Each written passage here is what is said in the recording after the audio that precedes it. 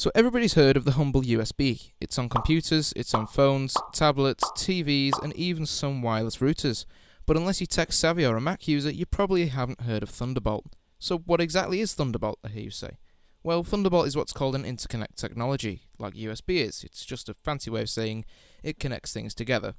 It's actually developed by Apple and Intel, but it's not exclusive for Mac. It's very similar to USB though. You have a cable, you plug it into something, and you plug the other end into something else, and boom, you can use your external hard drive. There are, however, quite a few differences. Firstly, speed.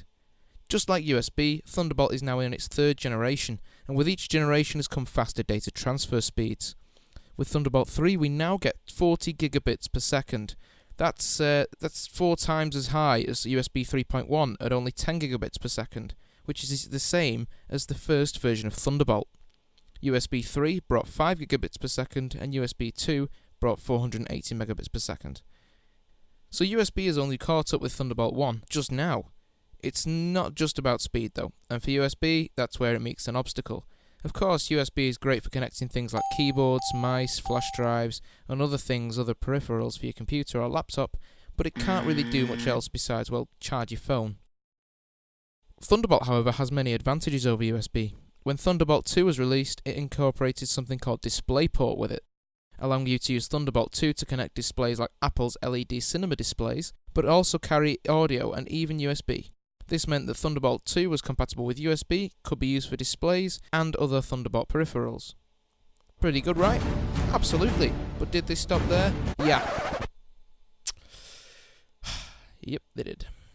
Nope, just kidding. Of course not. Thunderbolt 3, as we've already said, can transfer data at up to 40 gigabits per second, which is amazing. But it can also output two 4K 60Hz monitors from one port, as well as deliver up to 100 watts of power to a device like a notebook for charging, and 15 watts to bus-powered devices like external hard drive, which need that little bit of extra juice. DisplayPort 1.2, just like Thunderbolt 2, which means with an adapter you can plug it into DVI, HDMI, and VGA displays. There are more features that get me quite excited about it though. Firstly, Thunderbolt 3 has a PCI Express compatibility.